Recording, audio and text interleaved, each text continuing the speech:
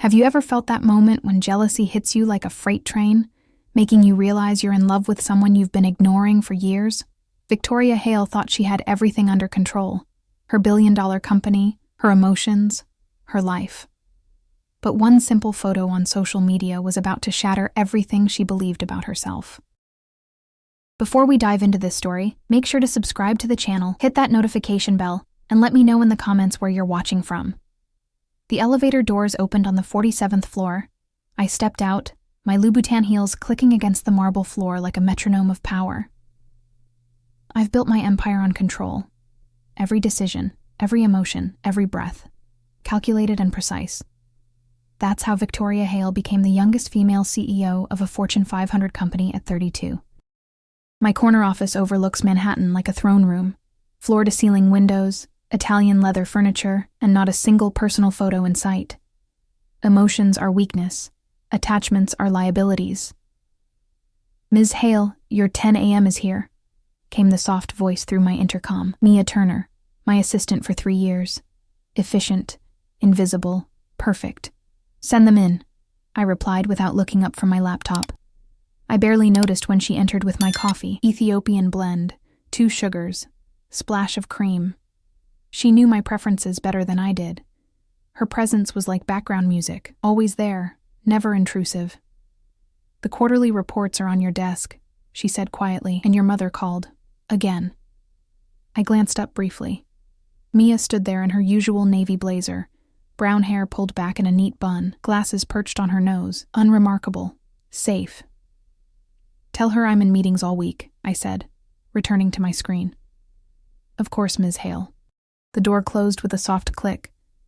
I didn't think about her again until lunch. That's when everything changed. I was scrolling through my phone, checking market updates, when I accidentally opened Instagram.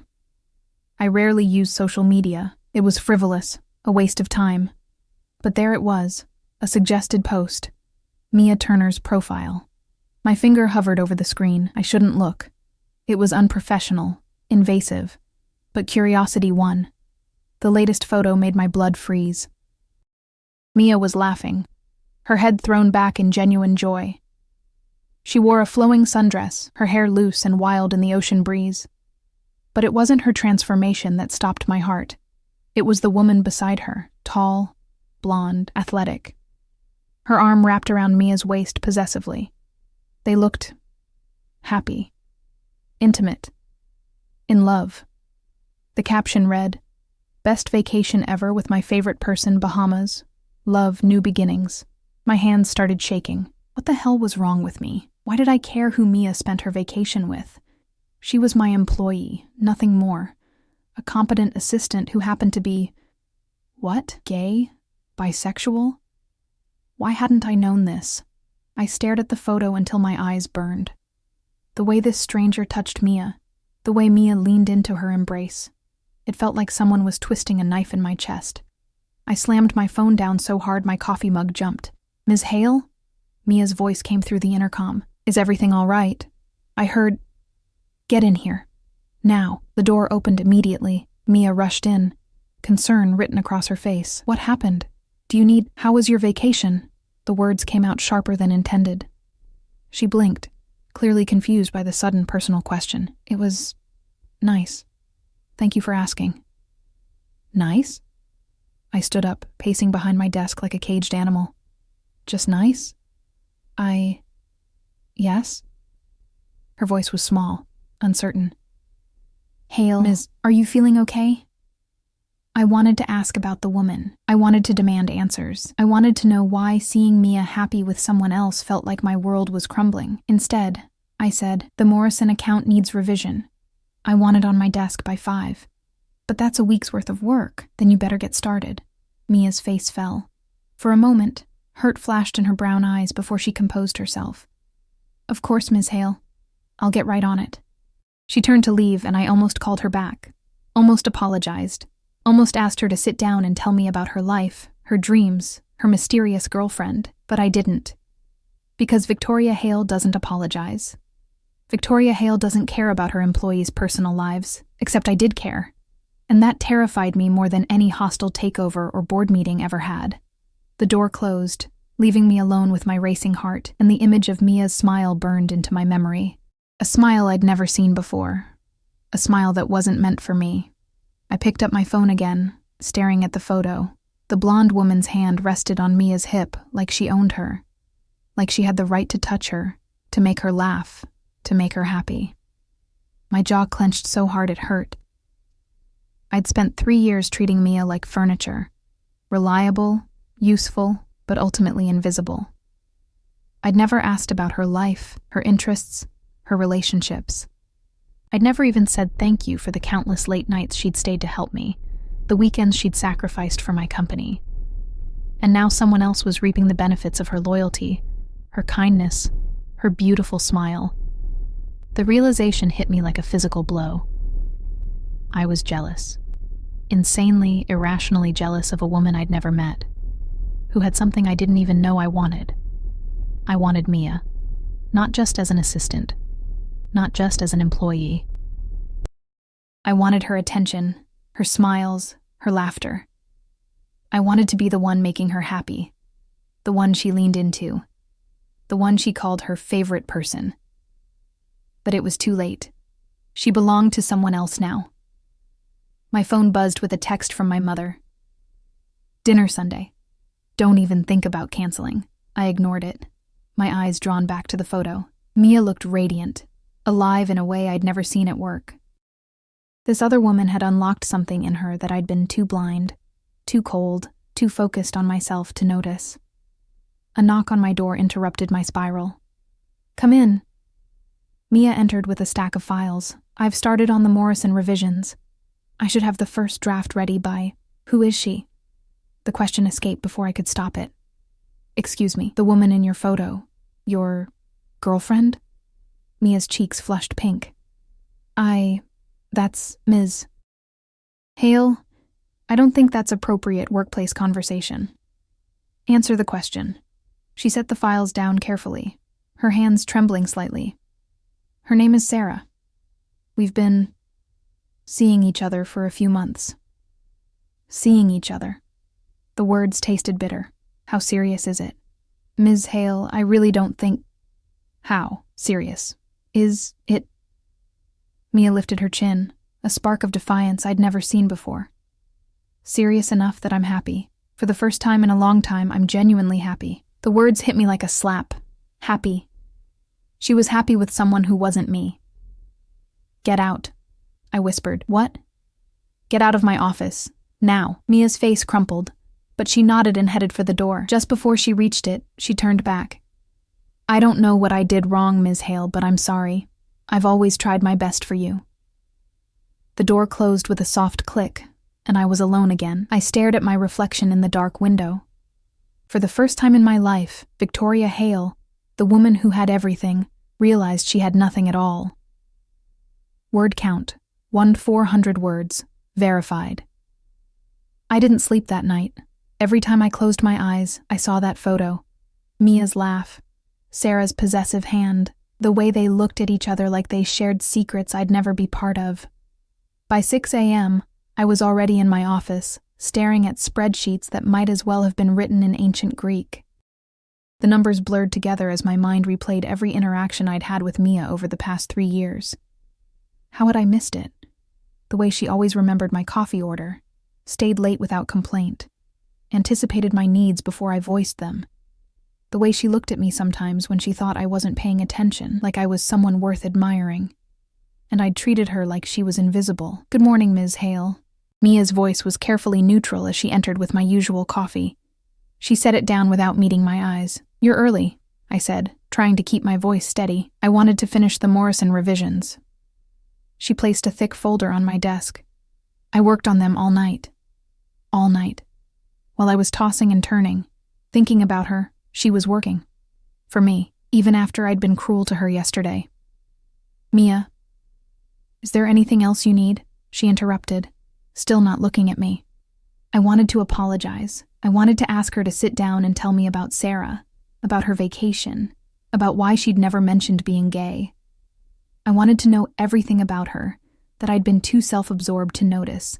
Instead, I said, the Peterson meeting moved to 10. Reschedule my lunch. Of course. She turned to leave.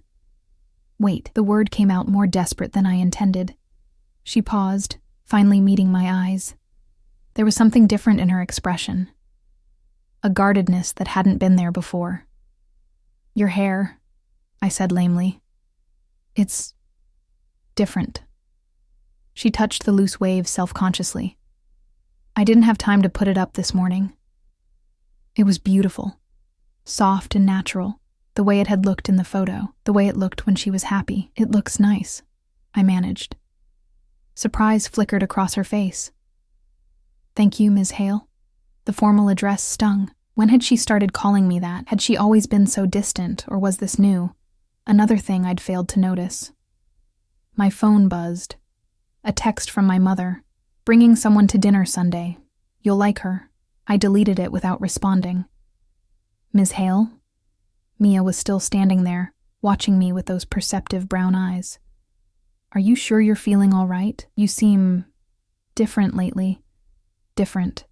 If only she knew how different. How the sight of her made my chest tight. How her voice was the only thing that could cut through the noise in my head. I'm fine, I lied, just tired. She nodded, but didn't look convinced. I'll be at my desk if you need anything. After she left, I pulled up her Instagram again. I'd memorized every detail of that photo, but I tortured myself by looking anyway. Sarah had posted new pictures from their trip. Mia feeding seagulls on the beach. Mia laughing at dinner. Mia asleep on Sarah's shoulder during the flight home. Each image was a fresh wound. I clicked on Sarah's profile. She was a personal trainer, apparently. Fit, confident. The kind of woman who probably never second-guessed herself. Her bio read, "Living my best life with the most amazing woman." The most amazing woman. She was talking about Mia, my Mia. Except Mia wasn't mine, had never been mine. I'd made sure of that with 3 years of professional distance and emotional walls. A knock on my door made me slam the laptop shut. Come in. It was James from accounting, but my eyes went straight to Mia's desk through the glass wall. She was on the phone, laughing at something the caller said. Her whole face lit up, and I knew without hearing the conversation that it was Sarah. Ms. Hale? James was saying something about quarterly projections, but I couldn't focus. Mia was twirling a pen between her fingers, the way she did when she was nervous or excited. She glanced toward my office and caught me staring. Our eyes met for a split second before she looked away, her cheeks flushing. Reschedule this, I told James abruptly. I need to make a call. After he left, I sat in my chair, hands shaking. This was insane. I was Victoria Hale. I didn't get jealous. I didn't pine after employees. I didn't fall apart over Instagram photos, but I was falling apart. 3 days since seeing that picture, and I couldn't eat, couldn't sleep. Couldn't think about anything except Mia's smile and how it wasn't meant for me. My intercom buzzed. Ms. Hale, your mother is on line 1. Tell her I'm in a meeting. I did. She said, and I quote, "Tell my daughter to stop being a coward and pick up the phone." Despite everything, I almost smiled. My mother had never been one for subtlety. Put her through. Victoria, darling, you sound terrible. Hello, Mother. I'm fine. Liar. What's wrong? And don't say work. I know your work voice, and this isn't it. I closed my eyes. My mother had an uncanny ability to see through my defenses, even over the phone. Nothing's wrong. I'm just busy. Well, busy or not, you're coming to dinner Sunday. I'm making your favorite, and I have someone I want you to meet. Mother, I've told you before, I'm not interested in your matchmaking. Her name is Dr. Elizabeth Chen. She's a cardiologist, brilliant, beautiful, and she specifically asked to meet you after seeing your Forbes interview. A successful, beautiful doctor who wanted to meet me. 6 months ago, I would have been intrigued. Now, the thought left me cold. I'm not dating right now. Since when? Victoria, you're 32 years old. Don't you want someone to share your life with?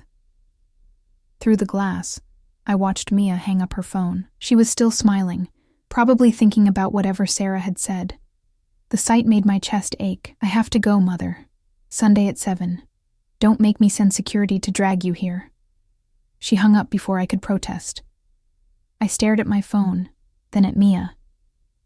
She was typing something on her computer, completely absorbed in her work, probably planning another romantic getaway with Sarah, probably thinking about their future together. The thought made me sick. I stood up abruptly and walked to my office door. Mia looked up as I approached her desk. "I need you to work late tonight," I said. "The Morrison account needs to be perfect." Her face fell.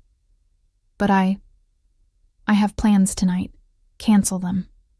Miss Hale, I've been working late every night this week. I haven't seen—" She stopped herself, but I knew what she was going to say. She hadn't seen Sarah. Good. "This is your job, Mia. If you can't handle the workload, I can find someone who can." The threat hung in the air between us. Mia's eyes filled with hurt, but she nodded. "Of course. I'll cancel my plans." I should have felt satisfied. Instead, I felt like the worst person alive. But at least she wouldn't be with Sarah tonight.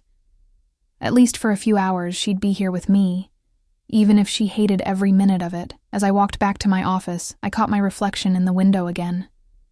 The woman staring back at me was someone I didn't recognize, desperate, jealous, cruel.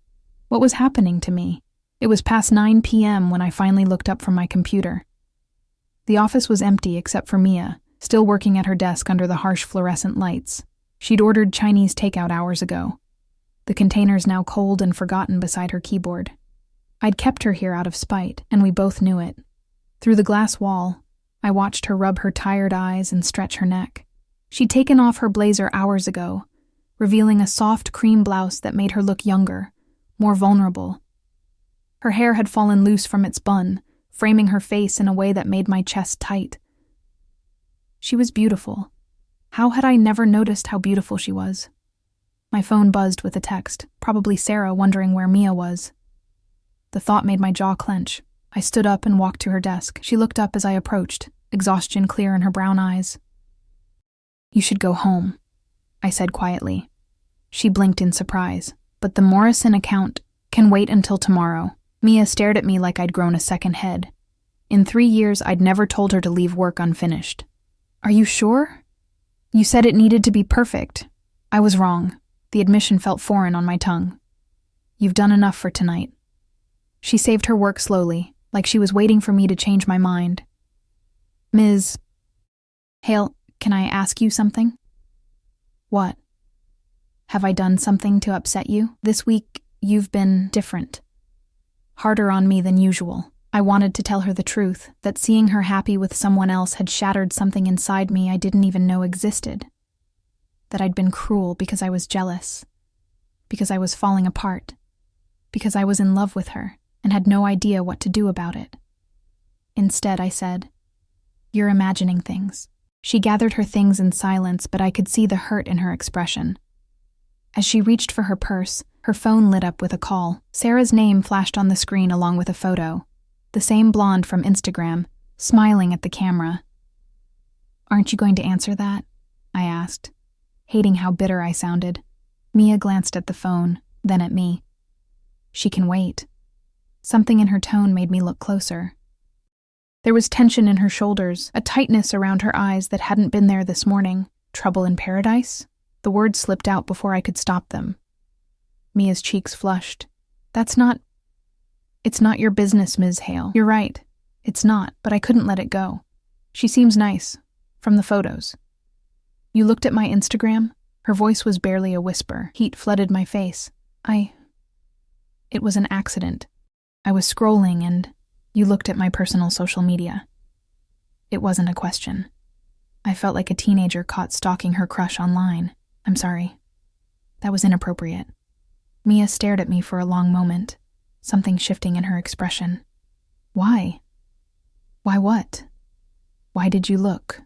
Why do you care who I spend my vacation with? Why have you been so cruel to me this week? The questions hung in the air between us. I could lie, deflect, retreat behind my professional mask. Or I could tell her the truth and risk everything. I don't know, I whispered. Yes, you do. She stepped closer. and I caught a hint of her perfume, something light and floral that made my head spin. You've been watching me all week, asking personal questions, keeping me late when you know I have plans. Why? My heart was pounding so hard I was sure she could hear it. Mia. Are you jealous? The word hit me like a physical blow. I opened my mouth to deny it, but nothing came out. Oh my God. Her eyes widened. You are. You're jealous. That's ridiculous, is it? She was close enough now that I could see the gold flecks in her brown eyes. Because from where I'm standing, it looks like you're jealous that I'm happy with someone else. You don't know what you're talking about, don't I? Her voice was soft, dangerous. 3 years, Ms. Hale. 3 years I've worked for you, and you've barely acknowledged I exist. You don't know my favorite color, my birthday, whether I have siblings. You've never asked about my life, my dreams, my relationships. But the moment you see me happy with someone else, suddenly you care? Each word was a knife to my chest, because they were all true. I had ignored her, taken her for granted, treated her like she was invisible. I'm sorry, I said, and meant it. For what? For ignoring me for 3 years, or for caring now that it's too late? Too late. The words echoed in my head like a death sentence. Is it? I asked quietly. Too late? Mia's breath caught. For a moment, something flickered in her eyes, hope, maybe, or recognition. But then her phone buzzed again, Sarah's name lighting up the screen, and the moment shattered. I should go, she said, stepping back. Sarah's waiting. Of course she is. I couldn't keep the bitterness out of my voice. Mia paused at the elevator, her hand on the call button. For what it's worth, Ms. Hale, I used to think you were amazing, brilliant, powerful, untouchable. I used to wonder what it would be like if you saw me as more than just your assistant. My heart stopped. Used to? Used to. She pressed the elevator button, but you made it very clear that I was nothing more than furniture to you, so I stopped wondering and started living my life. The elevator doors opened with a soft ding. With Sarah, I said, with Sarah. She stepped inside, then turned to face me. She sees me, Ms. Hale. She asks about my day, remembers my stories, makes me laugh. She makes me feel like I matter. The doors started to close, but I caught them with my hand. You do matter. Do I? Her eyes were bright with unshed tears. Because it took you 3 years and a photo of me with someone else to notice I exist. I wanted to tell her she was wrong, that I'd always noticed her, always been aware of her presence, her efficiency, her quiet strength. But I'd been too afraid, too closed off, too convinced that emotions were weakness to let myself acknowledge what she meant to me. Mia, good night, Ms. Hale. The doors closed between us, and I was left standing alone in the empty hallway, my reflection staring back at me from the polished steel. I walked back to my office on unsteady legs and sank into my chair. Through the window, I could see the city lights twinkling like stars, but all I could think about was the pain in Mia's eyes.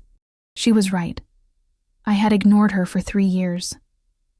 I had treated her like furniture, like she was invisible, and now that I'd finally realized what I'd lost, it was too late.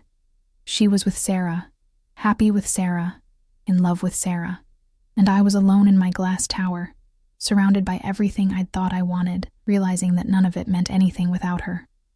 My phone buzzed with another text from my mother. Don't forget about Sunday. Elizabeth is excited to meet you. I stared at the message for a long time, then typed back, I'll be there. Maybe it was time to stop torturing myself. Maybe it was time to move on, to find someone who could make me forget about brown eyes and gentle smiles, and the way Mia said my name. But even as I sent the text, I knew it was hopeless. There was only one person I wanted, and I'd lost her before I'd ever really had her. Sunday dinner at my mother's house was supposed to be a distraction. Instead, it felt like torture. Dr. Elizabeth Chen was everything my mother had promised. Brilliant, beautiful, accomplished. She spoke 3 languages, had published groundbreaking research on cardiac surgery, and looked stunning in her navy dress. Any rational person would have been charmed. I spent the entire evening thinking about Mia. Victoria seems distracted tonight, my mother said as she served dessert, shooting me a pointed look. I'm fine, I lied, pushing tiramisu around my plate. Work stress? Elizabeth asked kindly. I understand the pressure of high-stakes careers. Something like that. Elizabeth launched into a story about a particularly challenging surgery, and I nodded at appropriate intervals while my mind wandered. Was Mia having dinner with Sarah right now? Were they planning their next vacation? Their future together? Don't you think so, Victoria? My mother was saying. Sorry, what? Elizabeth was saying how important it is to have someone who understands your career demands, someone who can be a true partner. I looked at Elizabeth, who was smiling at me expectantly. She was perfect on paper, exactly the kind of woman I should want. But when I looked at her, I felt nothing. No spark, no connection, no desire to know what made her laugh or what she dreamed about. Not like with Mia. Excuse me, I said abruptly, standing up. I need some air. I stepped onto my mother's back patio, the cool evening breeze doing nothing to calm my racing thoughts. Through the kitchen window, I could see Elizabeth helping my mother clear the table, both of them probably discussing what was wrong with me. My phone buzzed. A text from an unknown number. This is Sarah. We need to talk. My blood turned to ice. How had Sarah gotten my number? What did she want to talk about? I called the number immediately. Ms. Hale? Sarah's voice was crisp, professional. Thank you for calling back. How did you get this number? Mia gave it to me. We need to meet. I don't think that's appropriate. Tomorrow, noon, Central Park, near the Bethesda fountain. Come alone. Why would I? Because you're in love with her, and she's miserable, and I'm tired of watching both of you suffer. The line went dead. I stared at my phone, heart pounding. Sarah knew. Somehow she knew how I felt about Mia. And she wanted to meet. This could only end badly. Victoria? My mother appeared beside me, concern etched on her face. What's wrong? You look like you've seen a ghost. I have to go. But Elizabeth is lovely. But I can't do this tonight, Mother. I'm sorry. I grabbed my purse and headed for the door, leaving behind a confused doctor and my disappointed mother. All I could think about was Sarah's words. She's miserable. Was Mia really miserable, or was Sarah just trying to manipulate me? The next morning, I arrived at the office early, hoping to catch Mia before the day began. But her desk was empty, her computer dark. According to her calendar, she'd called in sick.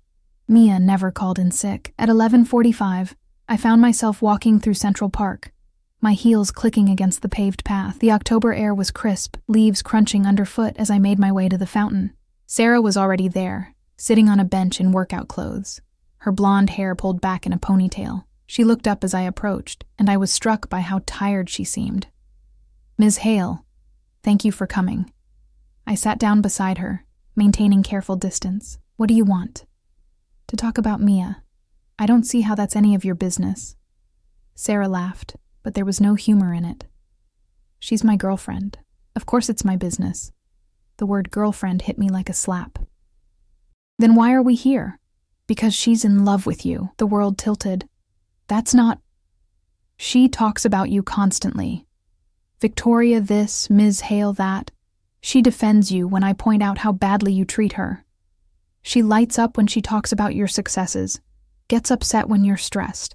She's been in love with you for 3 years, and she's too loyal to admit it. I couldn't breathe. You're wrong. Am I?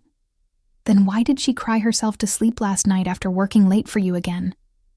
Why does she check her phone every 5 minutes hoping for a text from you? Why does she compare every romantic gesture I make to some imaginary standard you've set? Each word was a revelation and a torture. If that's true, then why is she with you? Sarah's smile was sad, because you made it clear she was invisible to you. Because she needed someone to see her, to value her, to make her feel wanted. I was convenient. Convenient. A distraction. A way to stop hoping for something that would never happen. Sarah turned to face me fully. But then, you saw our vacation photos, and everything changed, didn't it? I couldn't deny it. How do you know about that? Because suddenly you were paying attention to her, asking personal questions, keeping her late, acting jealous. And Mia started hoping again. My chest felt tight. What are you saying? I'm saying that I love her, but I'm not stupid. I can see the way she looks at you when she thinks no one's watching. I can feel her pulling away from me, from us. She's trying to be loyal, trying to make our relationship work, but her heart isn't in it anymore. So, what do you want from me? Sarah stood up, shouldering her gym bag. I want you to decide. Either tell her how you feel and stop torturing both of you, or leave her alone so she can move on with her life. And if I tell her, then I'll step aside, because I love her enough to want her to be happy, even if it's not with me. I stared at her, stunned by her generosity. Why would you do that? Because watching someone you love pine for someone else is its own kind of hell. And because Mia deserves to be with someone who's completely, utterly devoted to her. Sarah's eyes met mine. The question is, are you that person? Or are you going to keep hiding behind your walls? She started to walk away, then paused. Oh, and Ms. Hale? She's not really sick today. She's at home, probably crying and wondering why you hate her so much. Because that's what she thinks, that you hate her. I don't hate her. Then prove it. Sarah disappeared into the crowd of joggers and dog walkers, leaving me alone on the bench with my racing thoughts. Mia was in love with me, had been for 3 years, and I'd been too blind, too scared, too wrapped up in my own walls to see it. But now I knew. The question was, what was I going to do about it? I pulled out my phone and stared at Mia's contact information. I could call her, go to her apartment, tell her everything. But what if Sarah was wrong? What if I'd misread the situation? What if I destroyed the one professional relationship that actually mattered to me? Or what if I didn't, and lost the only person who'd ever made me feel truly alive? My finger hovered over her number as the fountain splashed behind me. Couples walked hand in hand around the park, and my entire future hung in the balance. For the first time in my life, Victoria Hale didn't know what to do. But I knew I had to do something. Because the alternative, continuing this dance of longing and denial, was slowly killing us both. I didn't call Mia that day, or the next, or the day after that. Instead, I threw myself into work with a desperation that bordered on mania. 18-hour days, back-to-back meetings, conference calls that stretched past midnight. Anything to avoid thinking about Sarah's words, about the choice I had to make. Mia returned to work Wednesday morning, pale and quiet. She moved through her tasks with mechanical precision, but the warmth that had always been there, the gentle smiles, the concerned questions about my well-being, was gone. She spoke to me only when necessary, her voice carefully professional. I'd broken something between us, and I didn't know how to fix it. The Henderson contract is ready for your review, she said Thursday afternoon, placing the folder on my desk without meeting my eyes. Thank you. I wanted to say more, to ask how she was feeling, to apologize for the way I'd been treating her. But the words stuck in my throat. She turned to leave, and I noticed she was wearing a new dress. Deep blue, fitted, beautiful. The kind of dress someone wore when they were trying to feel confident, to remind themselves of their worth. Mia? She paused at the door. Yes, Ms. Hale? You look nice today. A flicker of surprise crossed her face before she composed herself. Thank you. After she left, I stared at the contract without reading a word. Through the glass wall, I watched her answer phones, type emails, manage my life with the same quiet efficiency she'd always shown. But there was a sadness in her posture that made my chest ache. My phone rang. Victoria Hale. Ms. Hale. This is Dr. Elizabeth Chen. We met at your mother's dinner party? I'd completely forgotten about Elizabeth. Of course. How are you? I'm well. Thank you. I was wondering if you'd like to have dinner this weekend. I know you had to leave early Sunday, but I'd love to continue our conversation. A month ago, I would have said yes. Elizabeth was exactly what I thought I wanted. Successful, intelligent, uncomplicated. But now the thought of spending an evening making small talk with someone who wasn't Mia felt impossible. I'm sorry, but I'm not available this weekend. Oh. Well, perhaps another time? Perhaps. I hung up and immediately felt guilty. Elizabeth didn't deserve my coldness. She was a good person who'd done nothing wrong except not be the woman I was in love with. The woman I was in love with. The admission hit me like a physical blow. I was in love with Mia Turner, completely, desperately, hopelessly in love with my assistant who was dating someone else and probably hated me. I buried my face in my hands, feeling the weight of 3 years of missed opportunities crushing down on me. Ms. Hale? Mia's voice came through the intercom. Your mother is online too. Tell her I'm in a meeting. I tried. She said to tell you that if you don't pick up, she's coming to the office. I sighed and picked up the phone. Hello, Mother. Victoria, what on earth happened Sunday night? Elizabeth said you left without explanation and you looked like you'd seen a ghost. I wasn't feeling well. Liar. What's really going on? And don't say work, because I know you better than that. I glanced through the glass at Mia, who was organizing files with the same methodical care she brought to everything. I can't talk about this now. Then come to dinner tonight. Just the two of us. We'll order Thai food and you can tell me what's eating you alive. Mother. 7 o'clock. Don't make me drag you here. She hung up before I could protest. At 6:30, I was still at my desk, staring at the Henderson contract I'd read 5 times without absorbing a word. The office was empty except for security, the cleaning crew, and me and Mia. She was still at her desk, working on something that could have waited until tomorrow. I wondered if she was avoiding going home to Sarah, if their relationship was as strained as Sarah had implied. I stood up and walked to her desk. She looked up as I approached, wariness in her brown eyes. You should go home, I said softly. I'm almost finished. Mia. I sat down in the chair across from her desk, the same chair where countless clients and colleagues had sat over the years. But this felt different, more intimate. We need to talk. Her hands stilled on her keyboard. About what? About us. About the way I've been treating you. About... There is no us, Ms. Hale. Her voice was quiet but firm. There's you, and there's your employee. That's all there's ever been. Is it? She looked at me for a long moment, and I saw a flash of the old Mia, the one who used to watch me with something like admiration, who used to smile when I walked into the room. What do you want from me? She whispered. Everything, I thought. Your smiles, your laughter, your heart. I want to be the person you think about when you wake up, the one you call when something good happens, the one you lean on when life gets hard. I want to apologize, I said instead, for the way I've treated you, for taking you for granted, for being cruel when you didn't deserve it. Okay. She saved her work and started gathering her things. Apology accepted. Is that all? No. I stood up as she did, suddenly desperate to keep her here, to say something that would bridge the gap between us. Mia, My phone rang, the shrill sound cutting through the moment. My mother's ringtone. You should answer that, Mia said, stepping toward the elevator. It can wait. No, it can't. It's your mother, and you're already late for dinner.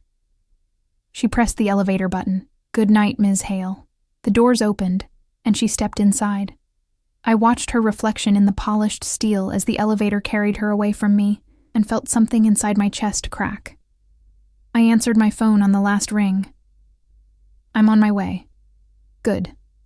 And Victoria? Bring wine. You're going to need it. An hour later, I was sitting in my mother's kitchen, picking at pad thai and trying to explain the unexplainable. So let me understand this, my mother said, refilling my wine glass. You're in love with your assistant, who's dating someone else, and you've spent 3 years pretending she doesn't exist. That's a gross oversimplification. Is it? She raised an eyebrow. Victoria, I've known you for 32 years. I've seen you navigate hostile takeovers, boardroom battles, and media scandals without breaking a sweat. But right now, you look like a teenager with her first heartbreak. I don't know what to do, I admitted, the words feeling foreign on my tongue. Victoria Hale always knew what to do. Have you told her how you feel? I can't. She's with someone else, someone who makes her happy. Are you sure about that? I thought about Sarah's words, about Mia's sadness, about the way she'd been pulling away from both of us. No. I'm not sure about anything anymore. My mother reached across the table and took my hand. Sweetheart, you've spent your whole life building walls to protect yourself, but sometimes The thing we're protecting ourselves from is the very thing we need most. What if I tell her and she rejects me? What if I lose her completely? What if you don't tell her and spend the rest of your life wondering what might have been? I stared into my wine glass, seeing my distorted reflection in the dark liquid. I'm scared, Mom. I know, baby. But being scared means it matters. And something that matters this much is worth fighting for.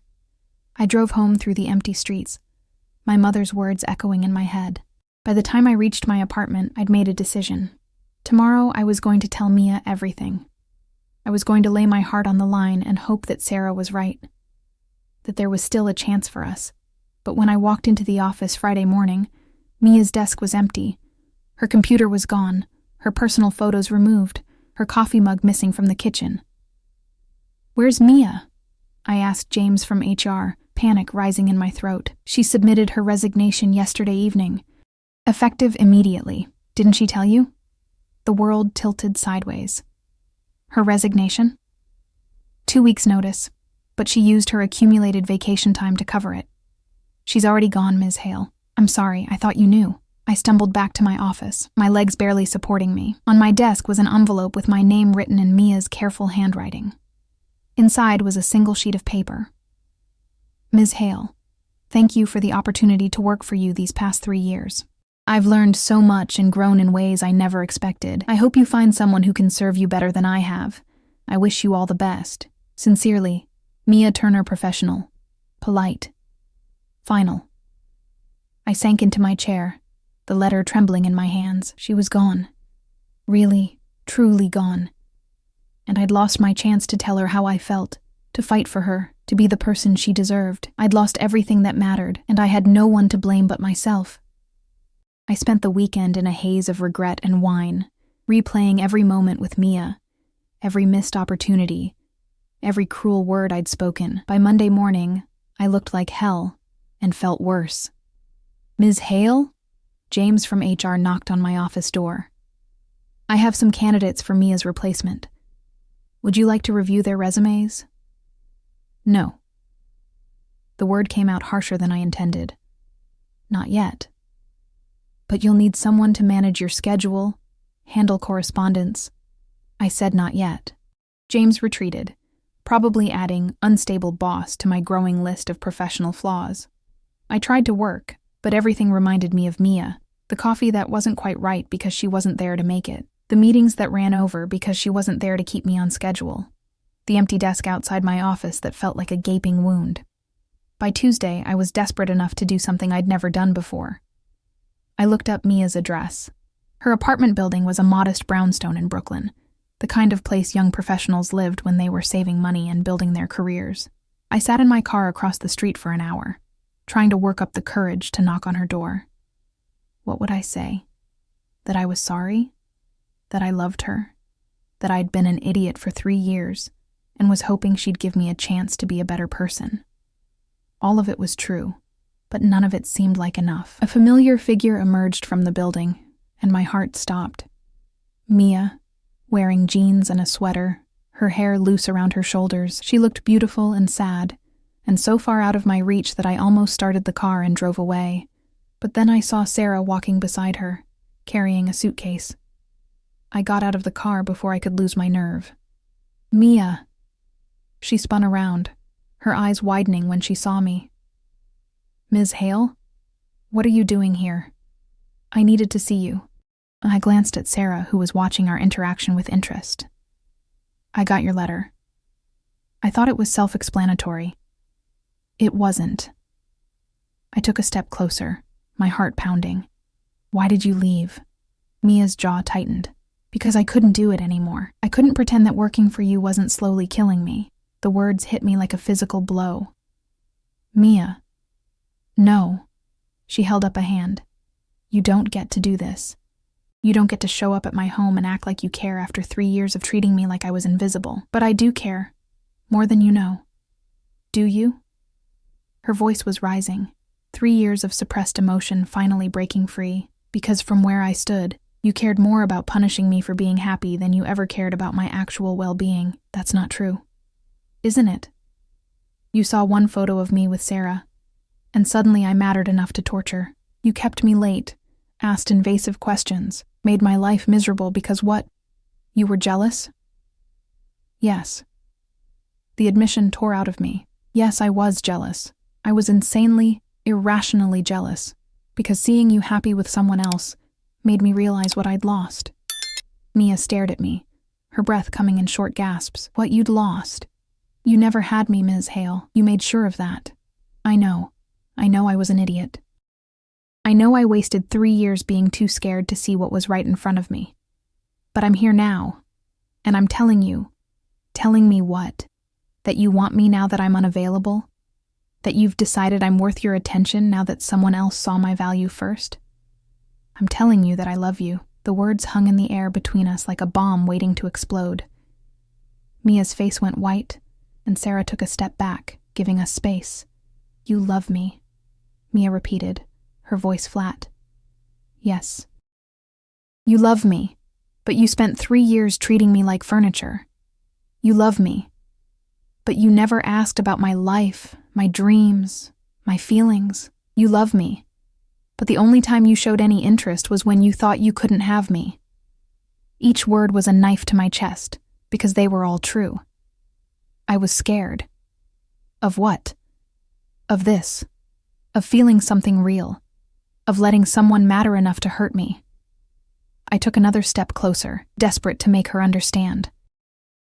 I've spent my whole life building walls, Mia.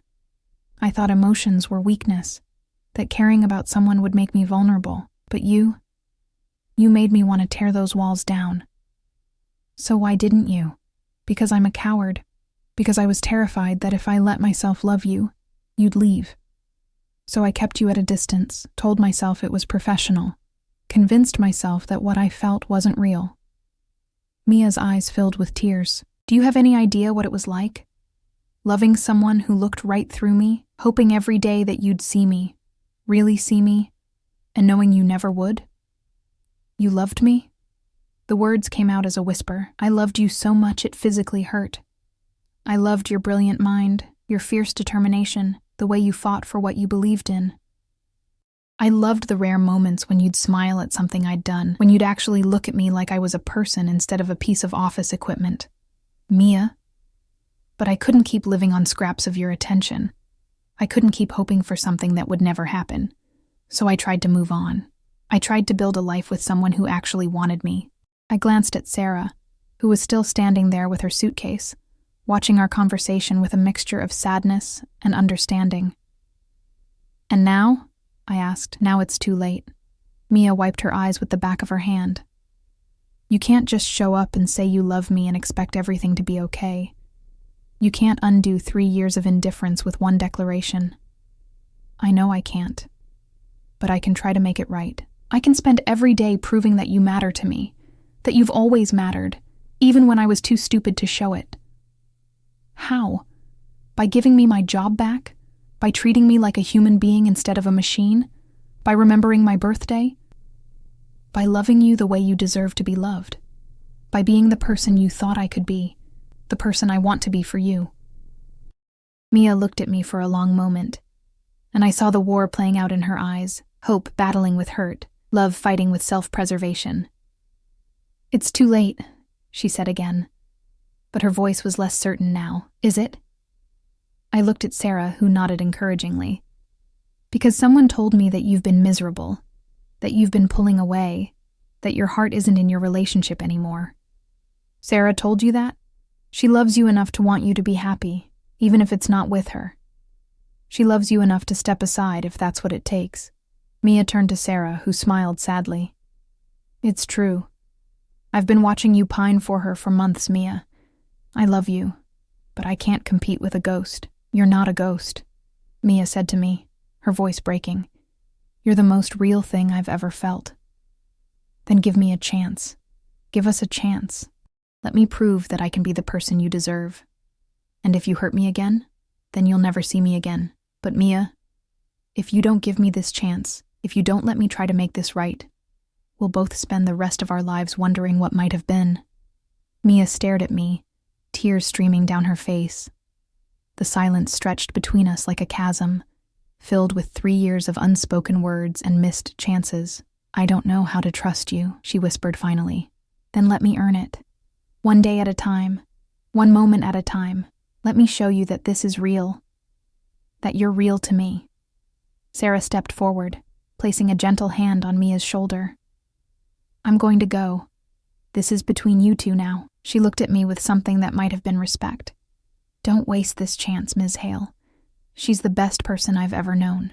I know, I said, my voice thick with emotion. I've always known. Sarah kissed Mia's cheek softly, whispered something in her ear that made her nod, then walked away with her suitcase, leaving us alone on the sidewalk. She's a good person, I said. She is. She deserves better than someone who's in love with someone else. And you? What do you deserve? Mia looked at me with those beautiful brown eyes that had haunted my dreams for weeks.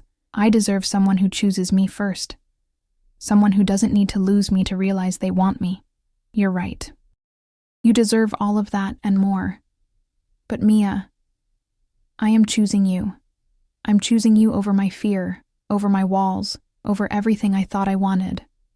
I'm choosing you first, last, and always. How do I know this isn't just guilt? How do I know you won't go back to treating me like I'm invisible once the novelty wears off? I took her hands in mine, feeling the warmth of her skin, the slight tremor in her fingers. Because I can't go back. Because seeing you with Sarah, seeing you happy without me, broke something inside me that can't be fixed. Because I love you, Mia Turner, and I'm going to spend every day proving it to you if you'll let me. She looked down at our joined hands, and I held my breath, waiting for her answer. I'm scared, she admitted. So am I. Terrified, actually. But I'd rather be scared with you than safe without you. If we do this, if we try this, things have to be different. I can't be your employee anymore. I can't work for someone I'm involved with.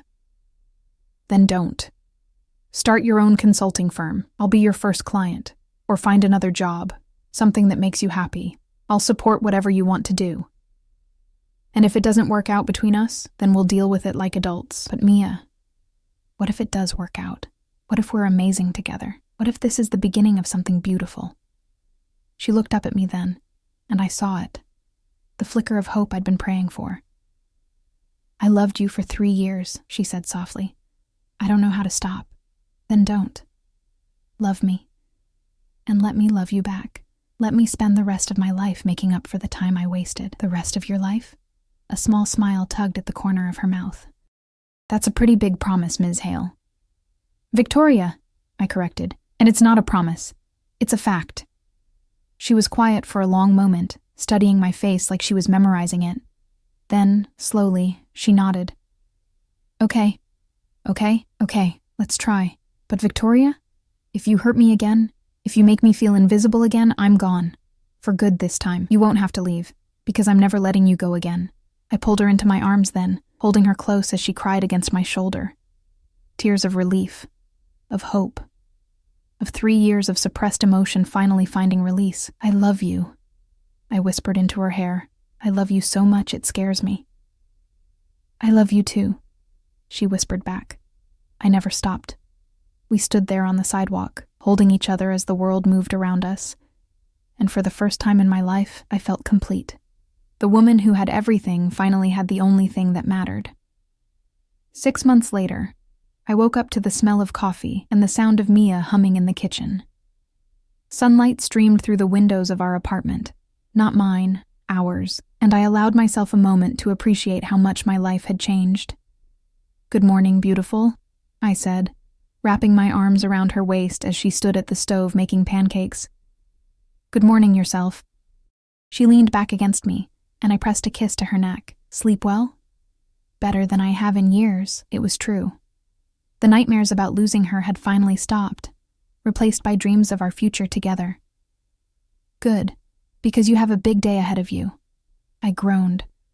Don't remind me. Board meeting at 9, lunch with the Peterson account, and then dinner with my parents. She turned in my arms, smiling at my expression. You promised. I know, I'm just nervous. About meeting my parents? Victoria, you've negotiated billion-dollar deals.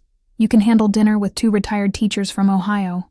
Those billion-dollar deals didn't involve impressing the parents of the woman I want to marry. The words slipped out before I could stop them.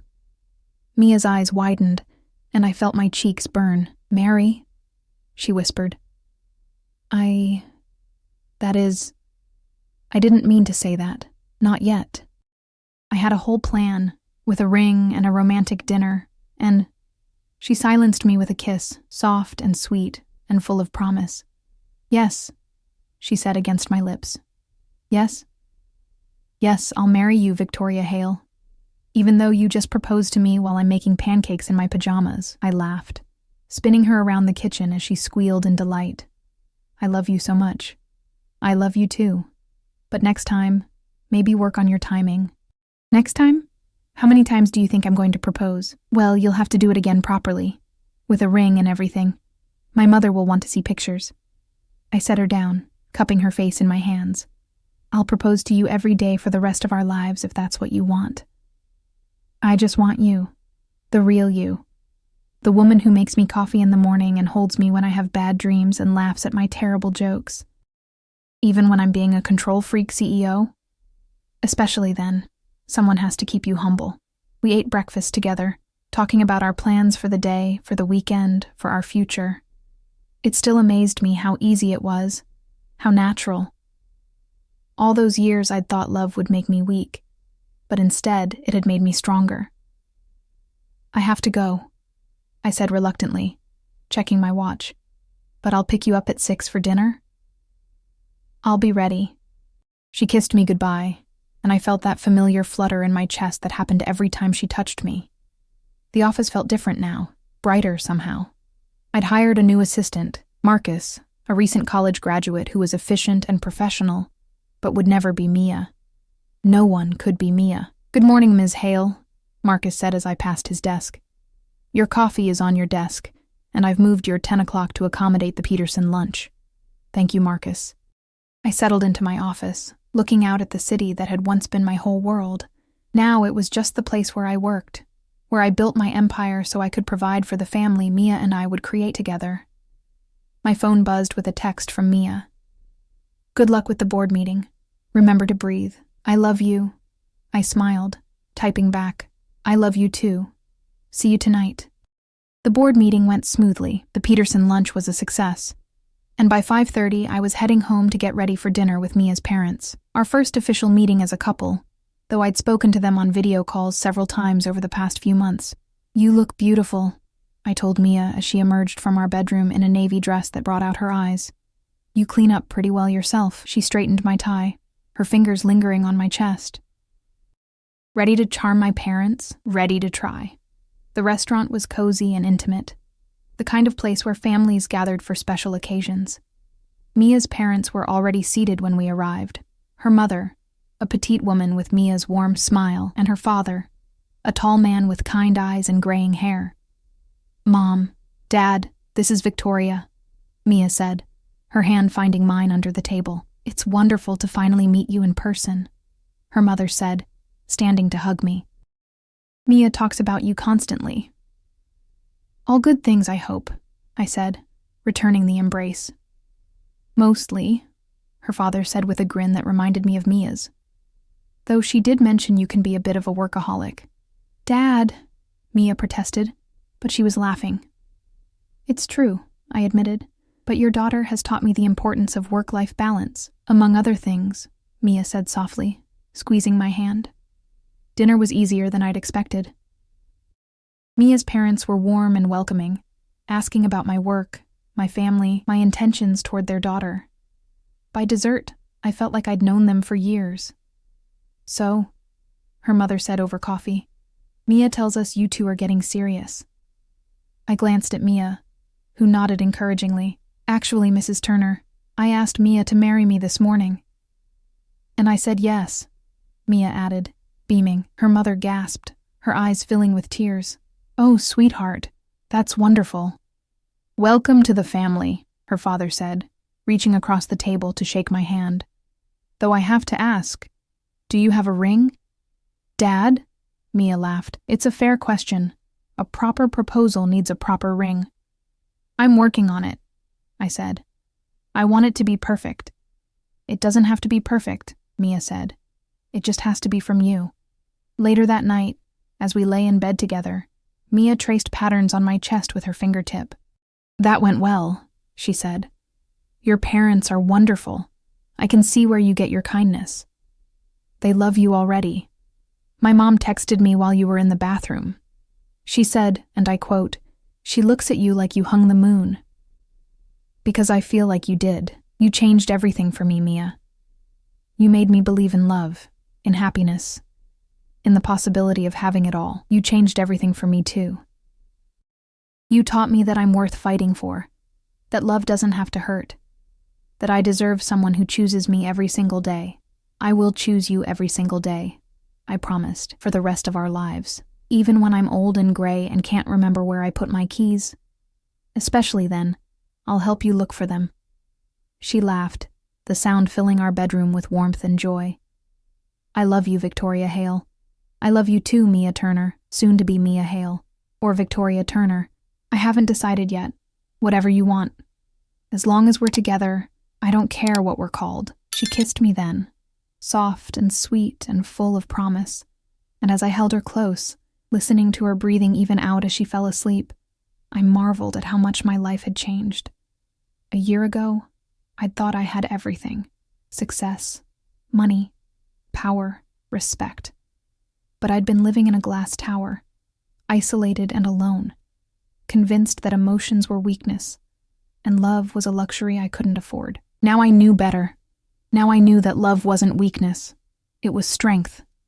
It was the courage to be vulnerable, to let someone see all of you, to trust them with your heart. And Mia had taught me that. My beautiful, brilliant, patient Mia, who'd loved me even when I didn't deserve it, who'd waited for me to find my way to her, who'd given me a second chance when I'd almost thrown it all away. Tomorrow, I would buy her a ring, something beautiful and unique, just like her. And I would propose properly, the way she deserved, with flowers and candlelight and all the romance I'd never thought I was capable of. But tonight, I was content to hold her close and dream about our future together, a future filled with love and laughter, with quiet mornings and shared dreams, with the kind of happiness I'd never believed was possible. The woman who'd thought she had everything had finally learned what everything really meant, and it was lying right there in my